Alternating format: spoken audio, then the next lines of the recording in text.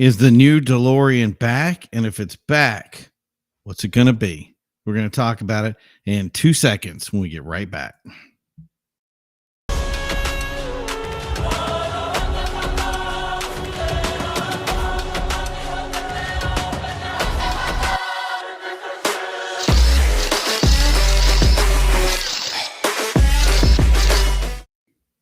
Hey, everybody, and welcome back. This is Carside Chat. I know we usually do a Tuesday night. We're doing a Monday night. Tuesday, doing a special one today because they started getting all this information out for the new DeLorean.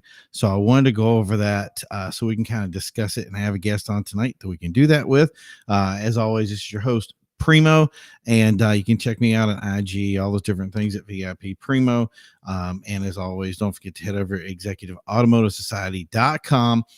Check out all the stuff that we got going on. So I'm going to invite my big bad boy over here, Joel. What is up, Joel? A lot of information about a DeLorean, apparently. You know, it's funny. You kind of remind me of those things from, remember Fifth Element when he looks over and he goes, and how was your time in the service? And he goes, good. It was good.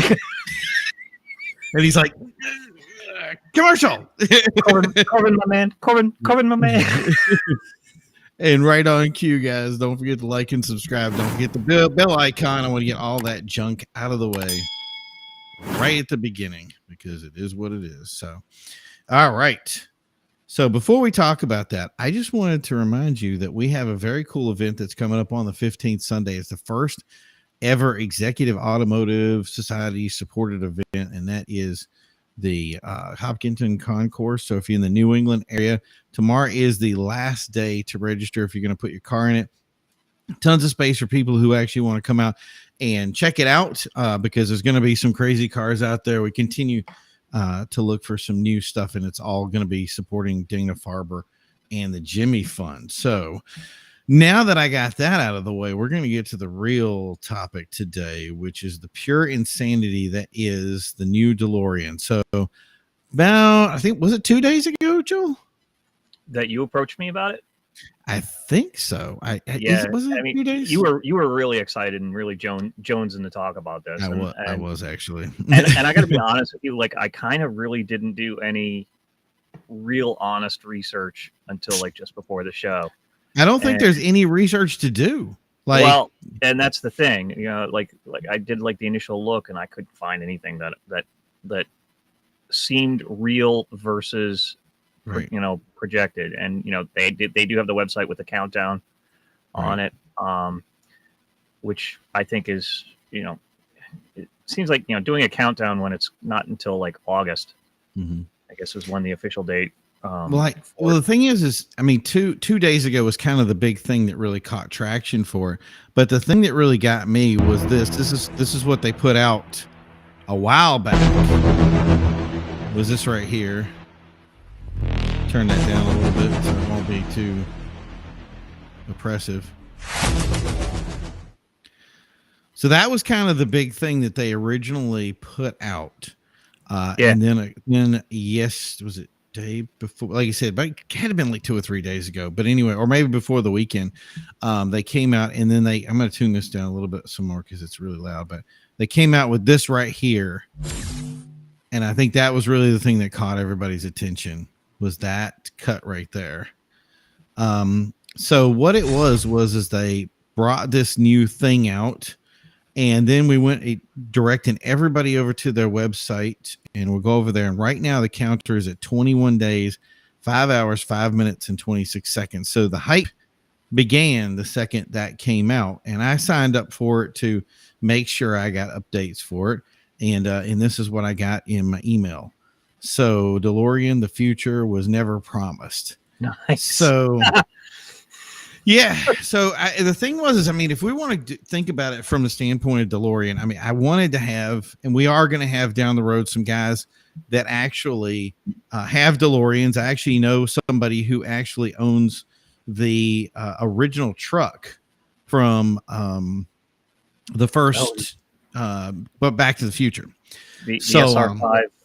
Right. Exactly. Yeah. The crazy one or whatever it was. Yeah, the Toyota. I the idea that somebody actually owns that thing I don't know. I just kind of like it. That's pretty cool, isn't it? Like, Yeah, yeah. I believe that he's in Mass, right? I want to say Roslindale. Roslindale, yeah, that sounds about right. Yeah. And it's not the only car he's got from the movie, though. I mean, No. he's got, yeah, I mean, I think he's got like the old West one. Yes, he's got a couple of different cars from different things, but his big claim to fame, I think, is the truck. And he does have a movie recreation. But the other guy that I invited over, which was Jason, he actually has like a perfect, and I've seen it in person, a perfect rendition of the original DeLorean with the Back to the Future, hit on it, which was just yeah. I'm gonna pull up one of those. I've actually ridden in a DeLorean. Okay. I think I was 12 or 13. Wow. at the time. We had some friends that he actually got one when they I mean, he literally got it when they were brand new. Mm-hmm. And I think when you see them later in life, you don't become as impressed when you realize right. It was a much more impressive car when I was 13 than what it really was once you got older and started knowing what's in it and what's. They couldn't go 88 miles per hour. That it could not do 88 miles an hour, and something like this. Yeah. Complete with Mr. Fusion. You can't do it unless you have the Mr. Fusion on it. Right. But yeah. But I mean, but let's talk about like how gorgeous that car really was, though. Oh, yeah. Like the artistry of that vehicle. Well, well, here's the thing. Let's do a little bit of rendition on here and kind of do what made the DeLorean, the DMC 12, which was its actual model designation, right. I think, if you will. Right. I mean, it's like I didn't make any other car, so DeLorean is DeLorean, but yeah, the actual original was DMC. So it was a car that was made back in 1981. It was a small company. DeLorean had some, I think, history with Lee Iacocca and some other guys, but yeah. So back in it was January of 1981, the first DeLorean rolled off the assembly line. It was actually really underpowered for its time. We'll look up some horsepower numbers in a little bit. I believe it had two engines. You could get the 4-cylinder, and then there was a V6 that was actually made by Renault. Oh, okay. I didn't know about that one. Yeah. I believe I may need to fact check myself on that. Well, I think one of the biggest problems, and that was what I was going to say here too, is it was a stainless steel car, so it was a very heavy car and had gull wing doors that added even more weight. So the idea of it being underpowered, it kind of went advanced for that. And the beauty was it came out in a time when Star Wars was a household name. Reagan had come out with the Star Wars plan in that era, so like it really was kind of this perfect time to kind of land this space age vehicle. But the problem is, and especially with these brands that are cutting edge, we had a show about this a while back about when you want to build an exotic car, why you don't do certain things and why you do certain things. Yeah, right. But yeah, he came out and immediately had money trouble selling the car. So he got really frustrated, and unfortunately back in the 80s there was something else that was very popular. It was called drug trafficking. So DeLorean John DeLorean thought it would be a great idea to basically fund his thing with some drugs, I guess, or something like that. You guys can look up the full story. I'm not here to talk about his past or whatever. He died in 2015 anyway. But being not so proficient at it, the first thing he did was get caught in a sting first day. And then a few days later, on October 26th, 1982, which was like 4 days after his arrest, the company filed for bankruptcy, having only produced 9,000 units. So really what happened is the DMC was supposed to be kind of a dead brand. Like if it was anybody else's story, it probably would have just ended right there. But there was a guy by the name in 1985 who had a very humble movie that he wanted to create. His name was Robert Zemeckis. So he had a little bit of clout with him at the time. And he made a cool movie called Back to the Future. And that was it was Michael J. Fox played Marty McFly. Doc Brown was Christopher Lloyd played Doc Brown. And there were two guys that Doc Brown builds a time machine. And so they're going to go back in time and have a lot of hijinks. So they decided, what would we want for a time machine, or what would make a lot of sense? And they chose a DeLorean. And the iconic moment, if you've ever watched the movie before, that moment, whether you know it or not, the doors open, the truck opens up, and here comes the DeLorean rolling out of it, filled around with smoke. And then Marty McFly says, you made a time machine out of a DeLorean. Like, this iconic moment in time. And then the best scientific explanation of why he did it was the stainless steel construction made it ideal. And exactly. It's like, yeah, I buy it.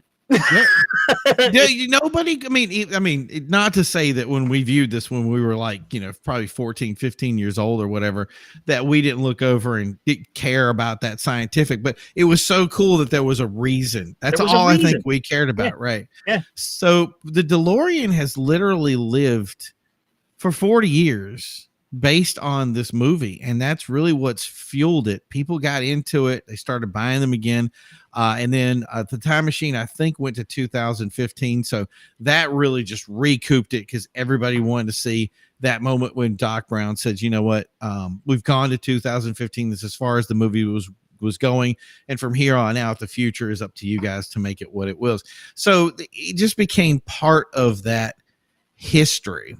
So now, I don't know if people know this, but there was a big rumor that started not too long ago that you could basically build a DeLorean, which was not actually true, but DeLorean was able to, the company was able to take these old cars because they didn't want DeLorean to die.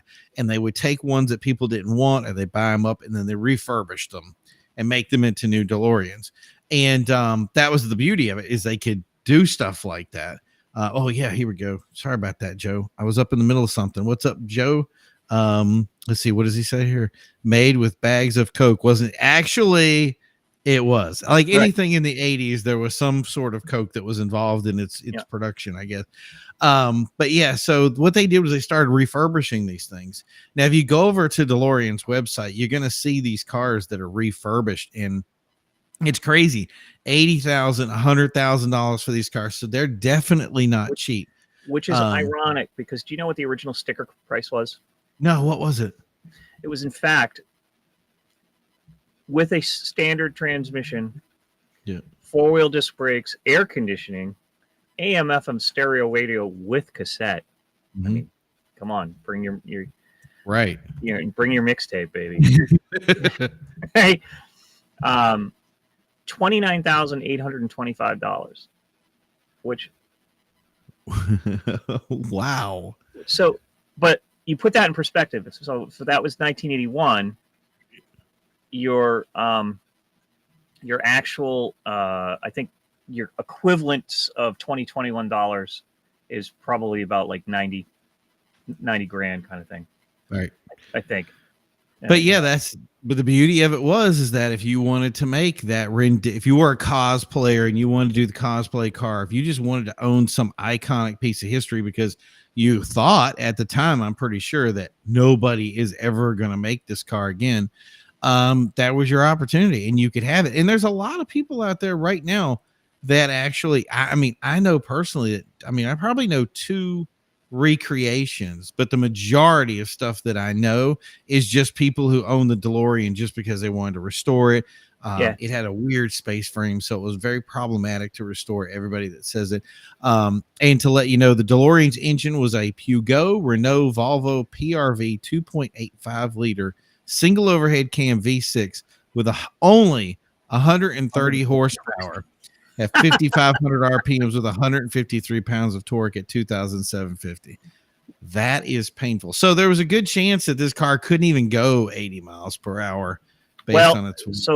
So Motor Trend took it, and they supposedly, based on my research here, of course, it was like considered a lemon lemon car. It was, yeah. So DMC, their literature claimed that they could do 0 to 60 in 8.8 seconds, which is ironic, the 88 miles an hour, don't you think? It's crazy. 8.8 seconds, let's make it 88 miles an hour. Right. You almost wonder if they actually did that nod for it, and that was with a manual transmission. Yeah. Somebody did do that, Joe. They actually did a LS swap on one. Yeah. Yeah, go ahead. They believe that Road and Track only got it to go 0 to 60 at 10.5 seconds. However, they did. Can you see that thing saying, "I think I can, I think I can"? But they supposedly did a top speed of 109 miles per hour. That's not okay. So I mean, we're not in Back to the Future Marty McFly territory here, but I mean, at least it could do it. I mean, that's so we at least know that it could in fact do the 88 miles per hour. Right. It. I dare say, if you got the 4-cylinder version, there was not a chance. No. There was just no way. Yeah. That's the thing. I got to start asking people what engines they have, or what's the difference in price. Maybe that's that $80,000 to $100,000 price right now that you see out there. I find it ironic, though, that if you actually look at the specs, the 4-cylinder was 2.8 liters, and the V6 was 2.7. Right. But I mean, so really, are we being honest here at saying that the reason this car became famous not only was just its space frame, the weird construction it had, the gull wing doors, but the idea that it was Back to the Future? Because otherwise, I think this car, left to its own devices, probably would not have done so well in the market. Maybe down the road, but I think I truthfully think if John DeLorean hadn't done what he did and gotten arrested over it, if he had stayed clean, I actually think DeLorean would probably still be in the exotic car market now. Okay, I legit think that car had the style cues. It had it had the potential for, like, in a couple of years, it would definitely be up there with performing with the Lamborghinis and the Ferraris, because they would have evolved the engine lineup. They would have evolved everything, through the years. Still think that's based on sales, and that's the thing that I don't know. I mean, they made 9,000 cars. I think they obviously sold all the cars. That's probably actually, not. They were in storage for like forever. Hardly any of them sold, but but because he wasn't really allowed to. Right. That's right. I forgot about that. Yeah, because of the drug scandal, they froze everything and said can't do anything, and that's what killed them, is that they weren't even able to deliver the cars, and so it just and I think that's a shame, because I legit think if he could have, like, stepped away from the business, handed it off to somebody or something like that, I legit think that the brand would still or would have completely changed and the market, where we would have truly had an American supercar before. Well, that's the thing that we run into over and over again, is the idea that a lot of these companies, I shouldn't even say a lot. There's a good deal of companies or things that we've run into. Let's look at Vector. One of my prize and joys, the Vector car. It was a hopes and dreams car. And I don't think a lot of the back end of figuring out the money side of it, I think maybe that DeLorean was the same way. He just kind of said, I want to make my dream, and I put it out there, and maybe he didn't do something on the back end that really, I think you make these big companies, you need this net to fall back on. You know what I mean? I think it's also ironic too that the Vector probably was made more famous by a movie as well. Right. Rising Sun. Or in The Wraith as well, and I believe that wasn't in The Wraith. It wasn't. That was you're right. That was a Turbo Interceptor. That's right. You're right. Can-Am Pace or Indy, one or the other, was a Pace car, and that's what made that car famous. I just think that car is funny because it was the 2.5 liter, but it was making like 600 horsepower. Can you imagine how much strain that engine was going to? They lost all the molds for that too. So I was like, it was one of those cars that not only broke the mold, but they threw the mold away once they were done with it.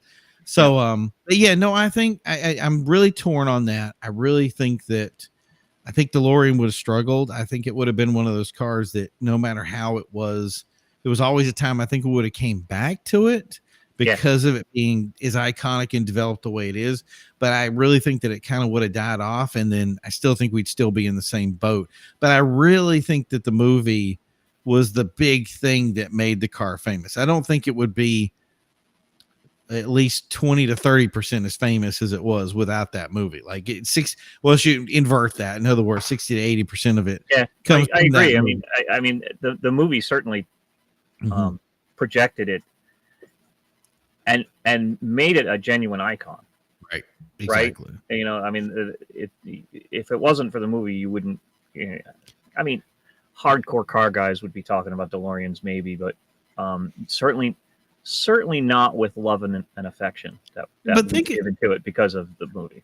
I mean, think about it, and I always bring it up because it's the craziest thing to ever have lived through was the Fast and Furious era because the Toyota Supra had the MK4 did not have great sales. The Eclipse did okay. The RX-7, a lot of those cars were taken out of the U.S. market a lot longer. They stayed in the Japanese market, but for the most part, they just was lackluster sales. Let's pull them and keep them, in our area and not really ship anything out.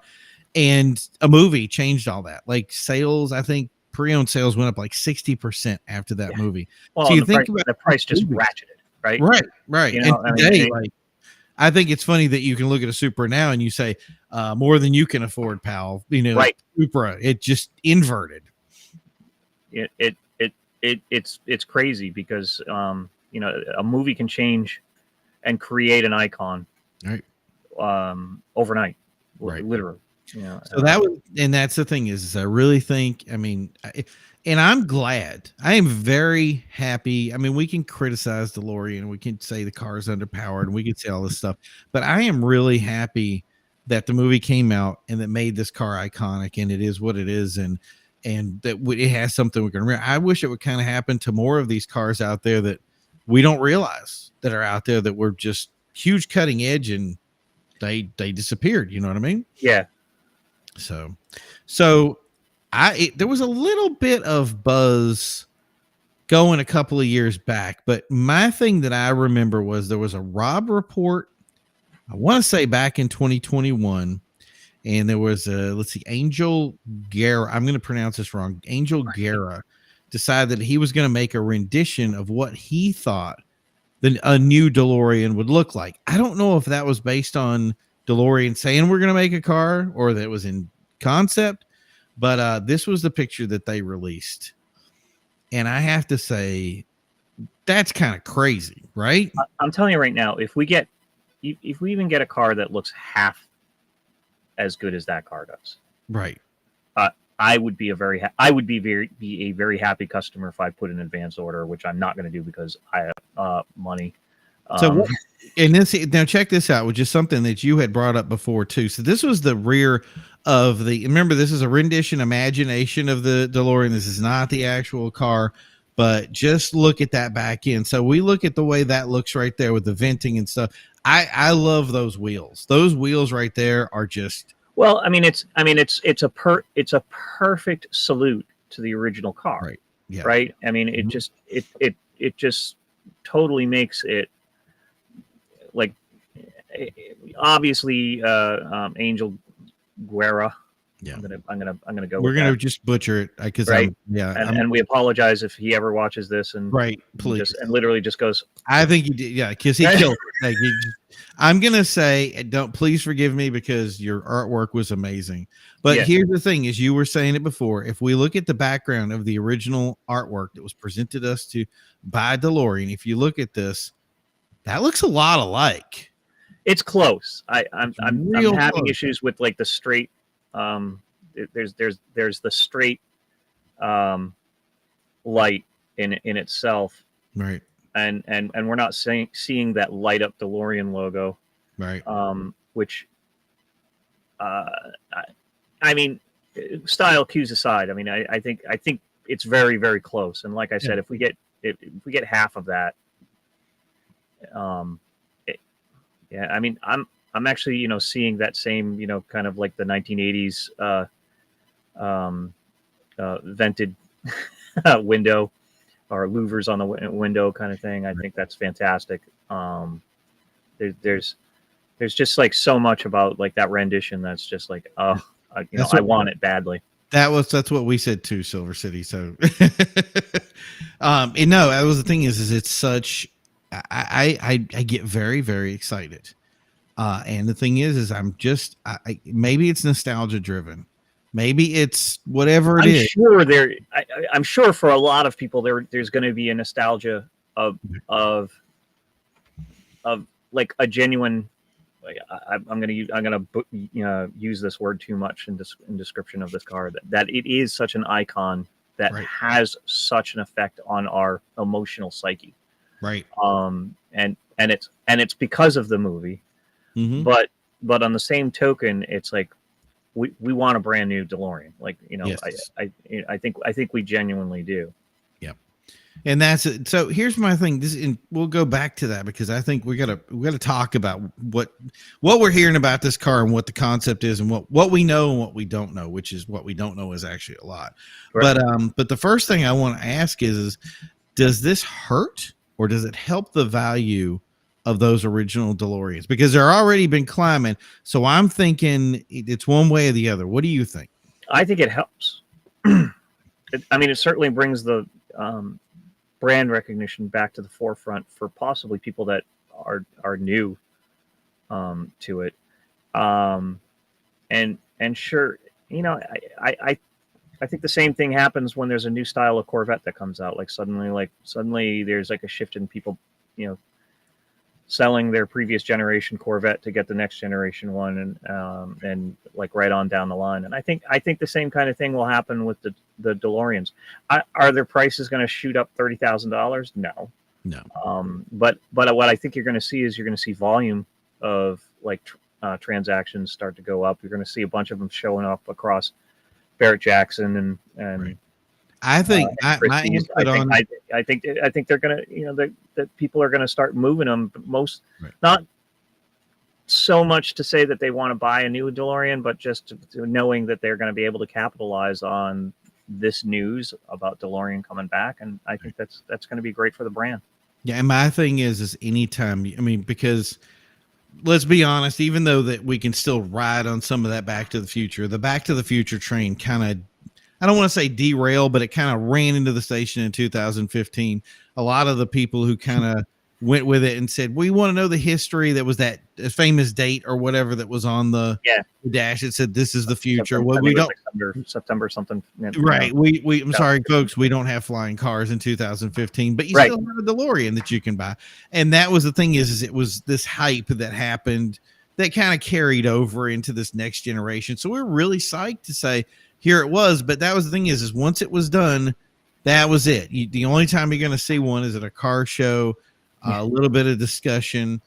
And now that DeLorean's come out with something, that's going to make the car irrelevant again. And depending on how it sells, which I think is another discussion. I don't know if we'll even get to that today, but based on how it sells, that's going to be another, if it sells well and it leaves its, whatever it was, in the here we go, the date October 21st of 2015. Of course you knew that, right? Everybody's like, why didn't you know the October 21st? Blanked it right out of my brain. But yeah, so that I think the more that we bring attention to the brand and we say, here's DeLorean, here's the future, then we're going to bring more attention, more demand's going to drive up prices, and we're already in a market where prices are going up, right? So what we know of right now, okay, so here's the question. Is it going to be Evo? And I'm guessing franchise is not happy about that, but that's okay. It is going to be an EV. It's going to be an electric vehicle. So and I don't think that's a bad thing. Don't think that's a bad thing. I actually like the idea of this being an EV. I like the idea that because you got to think of it from the future that we had back in the 80s, and then you take it full circle. This car can't pull punches. It's got to do everything all the way. So I almost would rather see it. I would like to see it in two versions. I would love to see it as like a electric hybrid Yes. version, and then like a full on electric, like only would be cool in my opinion. Um, and it's purely because of that emotional nostalgia of we know the thing needs 1.21 gigawatts to go back in time. So how much electricity does it need to go in a 2.3 second 0 to 60 time? Right. Well, the idea that right now it's going to actually be able to do 88 miles per hour, no problem. Right. With And it's going to actually have the performance that they were hoping to fulfill, back in the day. And I think it's going to be a great nod to have it as EV. I think it's just the logical thing to do, because they're not going to be able to develop an engine for it. Right. So that can it be line. EV? Can it be EV and still be stainless though? Oh, that's we deal with weight. So I think, right. I think you should go more space age. I think you go with some kind of polymer or some kind of thing that Kevlar, carbon fiber, whatever, but it can't be, I don't think it can be stainless. Well, so the original car was really only 2,700 pounds, slightly over 2,700 pounds. I think an electric car can be 2,700 pounds, and I mean, what does a Tesla weigh? And that's mostly battery weight. Well, that's just right? battery weight too, right? Right. So yeah. I legit think that it can be stainless. I think if it's stainless and a mix of aluminum, Right. like aluminum frame, I think it can be, and I think it should be. Well, the question for me, especially with the way things are going right now, is that where are they getting the stuff from? Where are they sourcing the electric? Did they call up Tesla and get their stuff from Tesla? I mean, Yeah. that seems like, because a lot of these companies, let's look at, I don't even name some, but anyway, so Tesla originally got most of their I want to say they got it from Lotus when they had the the body came from. It was right. It was designed by Lotus. Yeah. So a lot of the stuff would have to be sourced from somebody else, because DeLorean obviously doesn't have a long running thing. So I would say if they're going to source something, that start where you want to start at, get a Tesla or something like that. Maybe. What happened to all of the running gear for the Chevrolet Volts? Oh, don't go there. Well, yeah, that would be a historical move from DeLorean. I wouldn't touch the Volts. I would touch something else. Like, I would rather, with all the different brands out there that are electric and are becoming more and more popular because of their electric heritage, those guys are the ones to go with. But I think the Chevy Volt it was a rushed product. It really was. And so it kind of came out and it had problems with heating batteries and some other things with it that just really didn't give it it should have been a moment for it. But okay, so where BMW kind of shined with their electric study when they did it with the M1, the 1 series, was where Chevy should have went with theirs, and they didn't. That's why I think BMW is going to end up being so much better in the electrical field than they were, because they had was it i3 and then the i8. So they had these different areas that they didn't do too good with the sales on them, but it really gave them the areas so that they could jump in and try to do something that worked. I think that's almost like your perfect source of partnership for DeLorean to do that. But like I said, that their typical history was like, let's buy a bunch of Peugeot motors that are laying around that really aren't what we should have. Exactly. But, they might be going to garage sales of like some of these like car companies kind of thing to pull stuff off. But you never know. They could be legit doing correct financing and getting and hiring the correct people and doing the correct amount of R&D on it. We don't really know. There's so many unknowns about this. Mm-hmm. I'm looking at this right now. It's saying something about coming from Kins 5. New electric vehicle testing and engineering. DeLorean picked the Alamo City as its new headquarters. Exciting new original to eager doing it. So it looks like they may have had something that they, or some company that they were working with to get these EVs, where they made their new company in San Antonio. A lot of places have run with that. Let's see, all electric vehicle, the power to be a massive. So let's see. And I want to check the date on this real quick to see if this is right. Okay, this is April 28th of 2022. An average 81 DeLorean was 130 horsepower. And the new DeLorean all-electric all-wheel drive coupe with powered by a massive 100-kilowatt battery pack will have an estimated 300-mile EPA range. The opposite will be we will be the absolute opposite of the iPad on wheels. DeLorean CEO Juice DeVries told N5 said this car is not for people who just want to go from A to B. Yeah. So 100 speed, 0 to 60 in 3 seconds with a top speed of 155 miles per hour. We're not sure what happens at 88. We're pretty sure at this point the car cannot go back in time. Right. Or forward. Autonomous drive is an option. They'll have it. Adaptive cruise control, as long as there's an off button, it's fine. Everything we do in the vehicle, suspension wise, performance wise, comfort wise, is for the people that love to drive, he says. We don't know what it looks like completely, but based on the one rendering released so far, the car will sport LED rear tail lights, a wide body, more image in May or June. DeVries says people are going to love it. And of course, we've basically had the same image that we've had over and over again for the car. So basically, we have some numbers. We have somebody that's telling us this is what it's going to do, but it still looks like it's going to be a waiting game. And I think marketing wise, that's probably the right way to go, right? Right. I agree.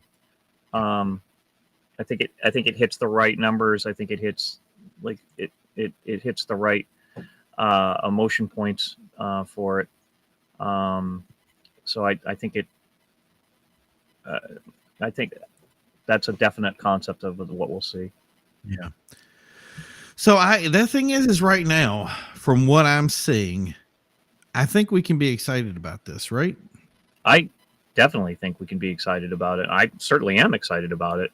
So if you were a DeLorean owner, would you be saying, I'm going to get rid of my DeLorean that I have? That's the other thing. I think that nobody's offloading their old car, but you probably would be thinking, how do I get the new one, right? Yes. Yeah. I think any person that has any kind of a purse and was a Back to the Future fan is probably looking at this type of news saying, how do I get a new DeLorean? Why they haven't done the how do I get an old DeLorean already kind of thing is mostly probably because of the quirks that they've read about. But to get something that's brand new and forward looking, right. I think is definitely a driving point. So yeah, for me, if it's me and I said I have my old DeLorean, I'm keeping my old DeLorean, especially if it has all the the nice fun stuff on it, like your Back to the Future car. Like if you got this, I'm keeping it. But I'm thinking that I'm looking at the way to look at this one. So I guess the next question logically then is, what do we think the price point is going to be on this thing? Not less than $100,000. Yeah. There's no way. So if we were going to guess, let's give it, what's that most expensive EV brand out there right now? Oh boy, you're asking the wrong guy. Because like I think if there's anyone who's like the least educated about EV, it's this guy. Right. Well, I think the Porsche Taycan was up there in price. I think that was $84,000. The Audi RS e-tron was $148,000. The Tesla Model S is $101,000. The Mercedes-Benz EQS is $106,000. So we're all in the 100,000 range until we get to maybe like the BMW. I think i4 is in the 60,000 range. But there's another company out there that really makes big, and I think that's the problem is that well, so I you just have found to a go thing, big with this first one. You know what I mean? right? So I just found like the RS e-tron GT from Audi. Yeah. That's 150 grand right there. Boom. Right. Right. Yep. So I can't imagine this thing going like, sir, there's just no possible way that it's going to go under 100,000 because it's coming out as an iconic, Right. exotic electric. So there's just no way. I mean, like I think like if you wanted to compare it to a truck, the Hummer all electric, I think is 100 grand even, type of thing. But those are the only ones that I know of, that are in that kind of price point to compare to. Well, I think the best car to put that to is going to be the BMW i8. They both are going to look exotic. They're both going to be like that performance oriented thing. I don't think the i8 did very well in sales, but it was still a noticeable car that I would be happy to own an i8. Right. I mean, everybody. That car was 140,000. I know of at least two of them in the area, and both people that have them love it. It's like it's their baby kind of thing. So I think that's a good comparison. But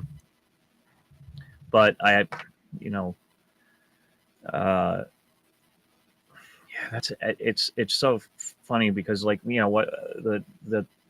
what's the Tesla Model S go for? What is that like? That's over 100. Yeah. Yeah, it's at least in the 130 price price point. And let's be honest. I think the Tesla kind of is like the Model A Ford of the electric or of the all electric vehicles kind of thing. They pioneered it. They're kind of leading the way type of thing. But their whole thing right now is they need to sell more units and they need to do it more economically kind of thing. So they're not gonna like go on the coattails of that. Here we go. Lucid Air. Lucid Air was they're the guys that had looked over and said, we're going to go full price point. We don't care. We're going, all out. They had 1,111 horsepower dual motor sedan with $169,000 price tag. Less powerful versions include 800 horsepower dual motors. 900 volt electric architecture. That's been proved on the Formula E cars.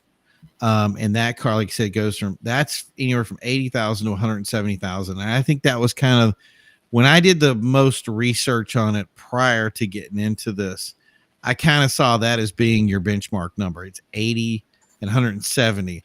With what I'm hearing, I think it can't be more. I think it's got to be in the 100,000 range. I don't think it can be in 8 territory, like 140,000. Will it? Because of is it going to be limited production? If it's going to be limited production, if they're going to do production, it's going to be in the 160 to 170. Yeah. There's just no way that it's not. Then you're taking the gloves off, right? Right. So, and I think it's a fair price point for what it is.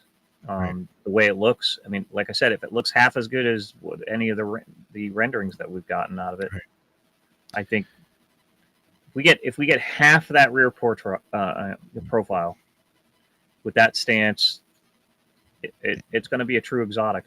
Yeah, and that's the thing. It's for me, it looks perfect. It looks a little bit high, if that makes any sense. It looks a little bit, but it looks wide body. Yep. If it gets a little lower, tucks itself in because that's a production image. Yeah. Maybe that production image is the thing is we're just looking at an image that, it's really made to do something for you so you can see more of the car. Because if you see this one, that's the front nose. They covered a lot of that up. Yeah. So it's, how are we getting this? Do you know what I mean? It's like, does it? So I think if it's a little bit lower and a lot wider and has that big flat plane in the back of it, I think it'll definitely have the look. The question is does it the 0 to 60, 3 seconds, top speed 155, a little low, but that's okay. It's a DeLorean. I think people have come to expect it. With a price tag of, let's just put it out there and say 120,000. I think it's a good car. I don't think I'm really wondering if that's the price point of the buyers that are going to be looking at the car. Yeah. But that's a lot to run on nostalgia, right? Yeah. Is that a roll of the dice or is that a sure thing? People,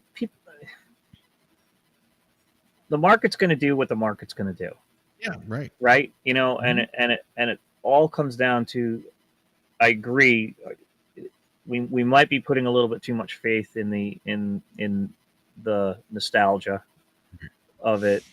But I think when just the mere mention of the name DeLorean now is just it's iconic. And people get goosebumpy about it. Do we make another Back to the Future movie? I don't think we make it. Do we make another Back to the Future movie with a new DeLorean?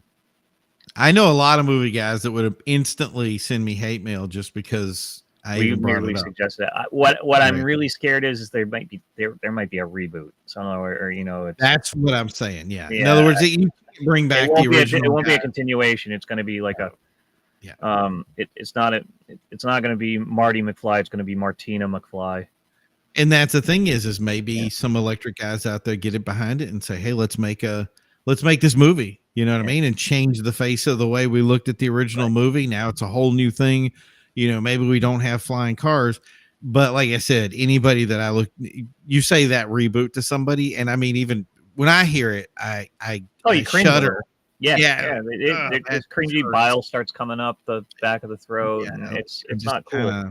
Not feeling I didn't like saying it. Right. But it's there. I mean, but it's there, and it's really certainly not an unheard of concept. But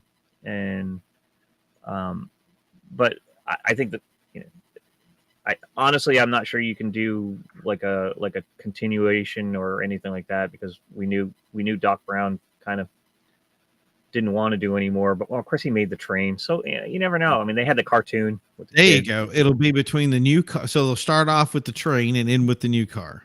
Yeah, the kids will make it, right? Jules and Vern.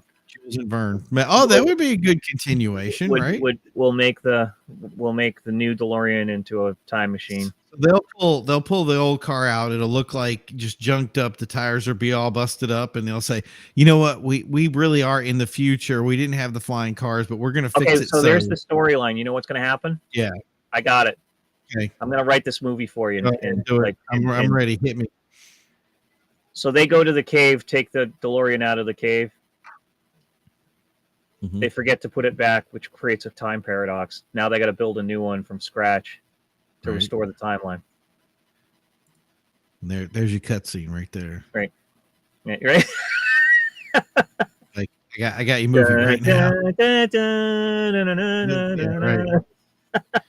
See, that's the thing is I liked the Ghostbusters, the last Ghostbusters movie that was made. I think that funny enough that movie had to be made, right? It had to make the statement that it did. And it was all about pulling at heartstrings. It was not really, you didn't have to make a great movie. And I think that was well done. But that's the thing is, for most part, I don't even watch movies anymore because of how things get destroyed. So it really would come back to like, hey, Robert Zemeckis, how do you remake that? Or like one of his relatives or something, make something and jump on it. But I think, like we were saying, I think a lot of people would cringe so badly that they just look over and say, make this work. But I think I hope, and you know what, if you're out there, and you are an owner, if you're the kind of person that, that owns a car right now, post in the comments and let's hear about it. Let's see what, you know what I mean? Like, put something out there that's, what's your input on this? Is it a good car? Is it a bad car? Is it the future you wanted? Is it something where you looked over and said, no, it's gonna, kill me, or I'm really like upset about it.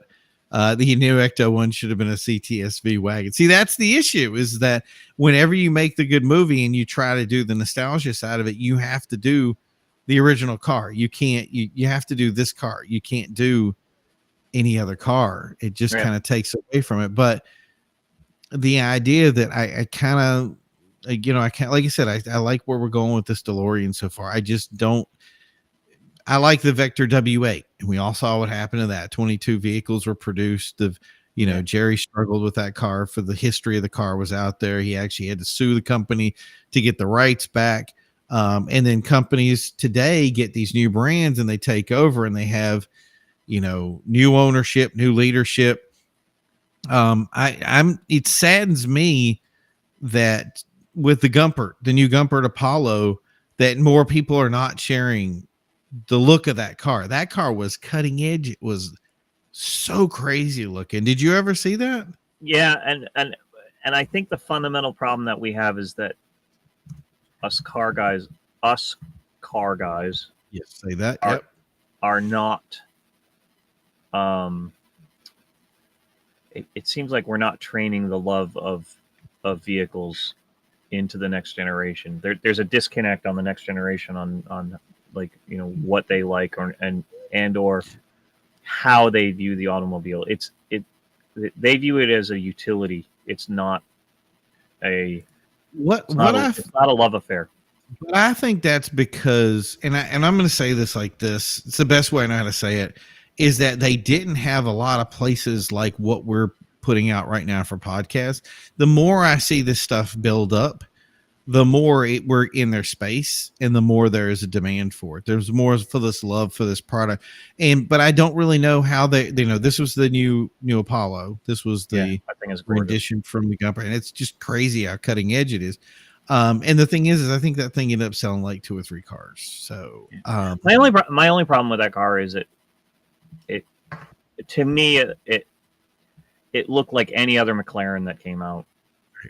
It wasn't like, it looks fantastic. I love the lights on the front, and I just love, and I'll go on record as saying I think the wing on the back is too big, but it's functional. It does what it's supposed to do, kind of thing. But here's the thing. So we are nostalgia. Let's be honest. We like the old cars.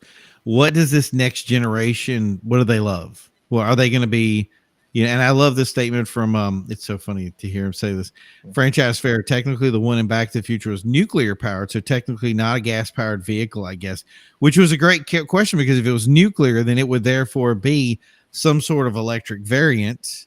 And if you go that route with it, is Fallout 4, or the Fallout universe, if you will, is that the new thinking about saying, we finally got they don't fly, but at least we got nuclear cars, right? Right.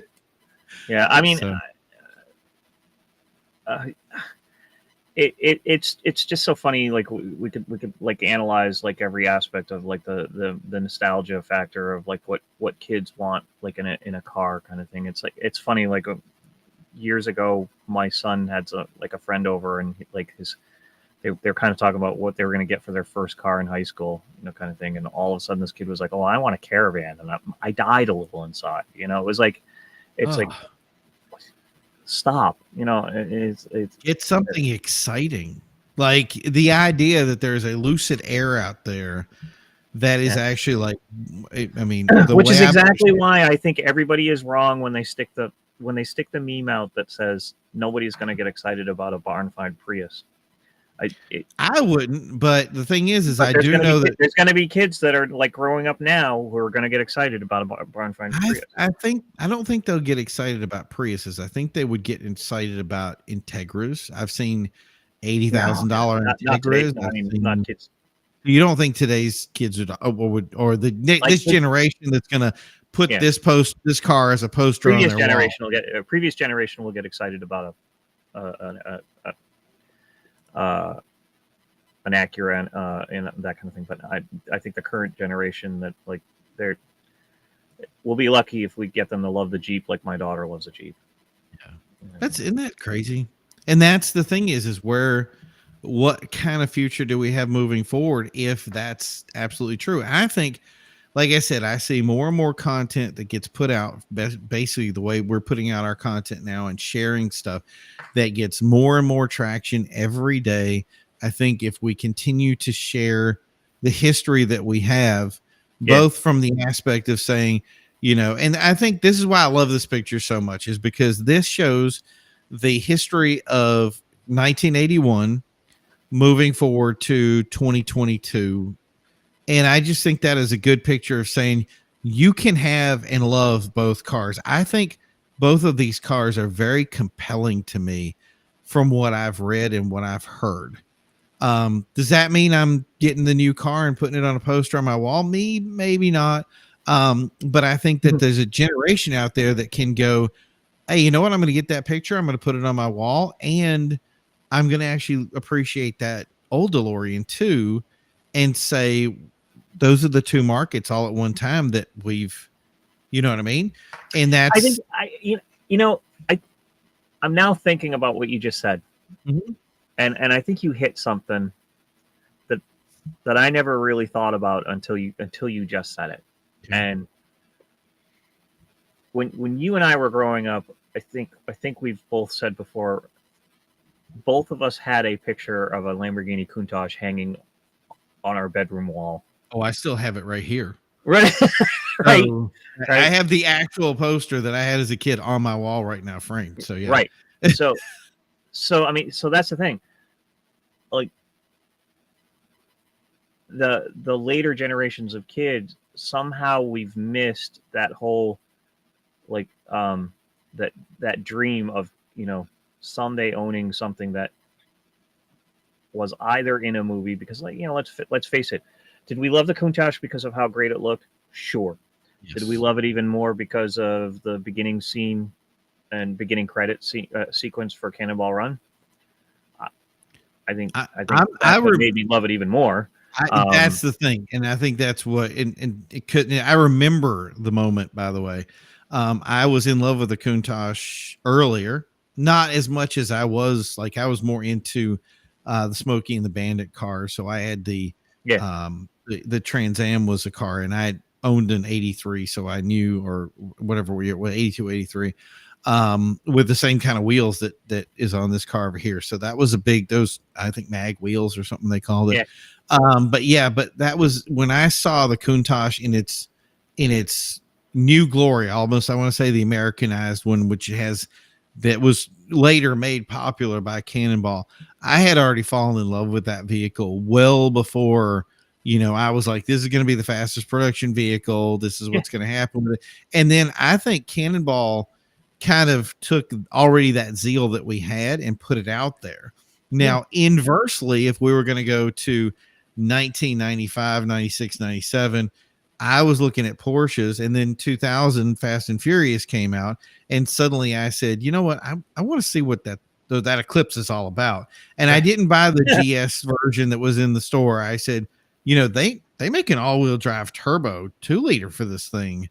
I'm buying that car. And I did all the stupid stuff to it. I had the crazy body kit lowered to the ground, ripping bumpers off, the whole 9 yards, just to experience the car. And I think those are the two seesaws. Where did you come in this? Is that something that you can do with a DeLorean? Well, we have people that came in and said, I love the DeLorean more. I love the DeLorean back in the day, and the new one is going to be just as good. And are we going to have people that say, the new DeLorean came out and now I love it, and I love the past car now too because of the lineage that it came from? That is probably the most difficult question that we're going to ask for this show. And the unfortunate thing is we don't have time to answer it because it's the end of the show right now. And I want to thank everybody that chatted here, made comments. If you put stuff out there, remember that this videos are up there. They're there for your chats. We want to hear your input. This is not the last time that we're going to be talking about this. It is definitely going to come up, and we're going to have some guys that actually have made cosplay cars for the DeLorean. We're going to have some other stuff on here. This is not the last time you're hearing about the DeLorean, and I'm very excited about it because this is really did some buzz on it, and I think it's information that we need to hear. So thank you guys for doing that. Thank you for commenting. Thank you for being involved with it. And as always, my buddy Joel, thank you for coming in last minute and being the superhero that you always have to have a great discussion about this. We will see you guys next time. Remember to go over to his website over there, NewEnglandAutoshows.com. And I don't think I put the S at the end of it, so it is what it is. I never do it right. Yeah, it is what it is. But anyway, we'll get you next time. And thank you guys for tuning in. Thank you, Joel. We will see you soon. Don't forget to like, subscribe. Don't forget to head over to our website. We'll see more content as we come along. You guys have a great night. We'll talk to you later. Bye.